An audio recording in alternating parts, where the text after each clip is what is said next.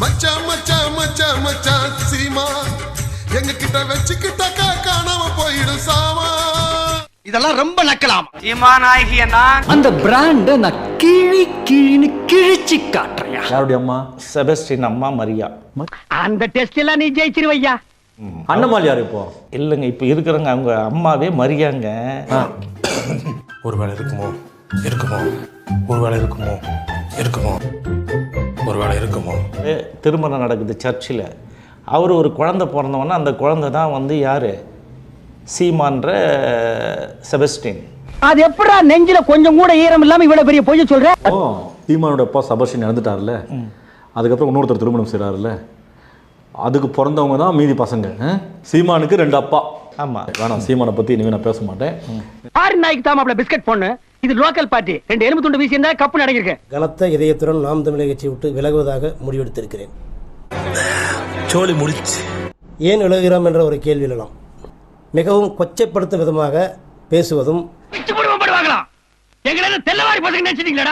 சில சாதிகளை நான் சாதியை ஒழிக்கின்றேன் என்று சாதிகளை தரந்தாழ்த்தி பேசுவதும். ஏன்னா இவரும் விஜய் மட்டும் திரை காட்சியில் இருந்தவர், இவர் விஜய் நடிகர், எங்கள் அண்ணன் சீமான் வந்து இயக்குனர்.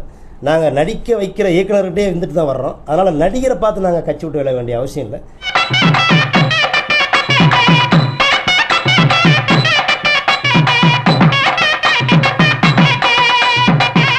நான் இருட்டில் கடந்துக்கிட்டு அவனுக்கு வெளிச்சத்தை கொடுக்குறேன். இந்த நாய்களை கரெக்ட் பண்ணா தான் நம்ம வாழ முடியும். அரசு அதிகாரியா, அமைச்சர, முதலமைச்சர, அவர் பிள்ளைகள்லாம் அரசு பள்ளி அரசு கல்லூரியில தான் படிக்கணும். அண்ணே, நீங்க டானிக்கவும் அடிக்கலாம், சிஞ்சாக்கும் அடிக்கலாம். முதலமைச்சருக்கு காய்ச்சலா அரசு மருத்துவமனை தான், அமைச்சருக்கு தலைவலியா அரசு மருத்துவமனை தான். சட்டம் கொண்டு வருவேன். உனக்கு என்னப்பா, நீ பைத்தியம். நீ என்ன வேணாலும் பேசலாம். நாங்க சொல்லும் போது என்ன அப்படி ஏற்க மாட்டீங்க? என்ன தம்பி எமோஷனல் ஆயிட்டீங்க. ஒருத்தன் கேக்குறேன், ஏன்டா நான் சொல்லும் போது அண்ணே நீங்க சொல்றதா என்ன பிரச்சனை? அப்ப வாடகைக்கு வேற ஆளை வாயை வச்சு சொல்ல வைக்கிறது. நீ சொன்ன வாக்கியத்தை தஞ்சாவூர் கோயில் கல்வெட்டுல வெட்டி வச்சிட்டு பக்கத்திலேயே நீ உட்கார்ந்துக்க. உனக்கு பின்னால வர்ற சந்ததிகள் அதை பார்த்து படிச்சு தெளிவா நடந்துக்குவாங்க. இது ஒரு வாழ்க்கை.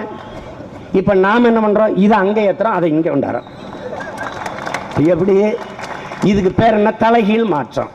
இந்த தலைகீழ் மாற்றத்துக்கு பேர் என்ன? புரட்சி. இது என்ன பிரமாதம்? இது விட பெசலைட் ஒண்ணு இருக்கு. புரட்சினா என்ன? புரட்டி போடுவது. புரட்டி போடுவதுன்னா அப்படி பெரிய பாறையை சிறிய கடப்பாறை வச்சு புரட்டுவது.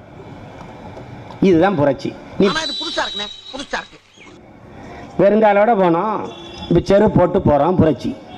என்ன சொல்றான் பாருங்க, கம்பி கட்டுற கதையெல்லாம் எடுத்து போடுறாங்க.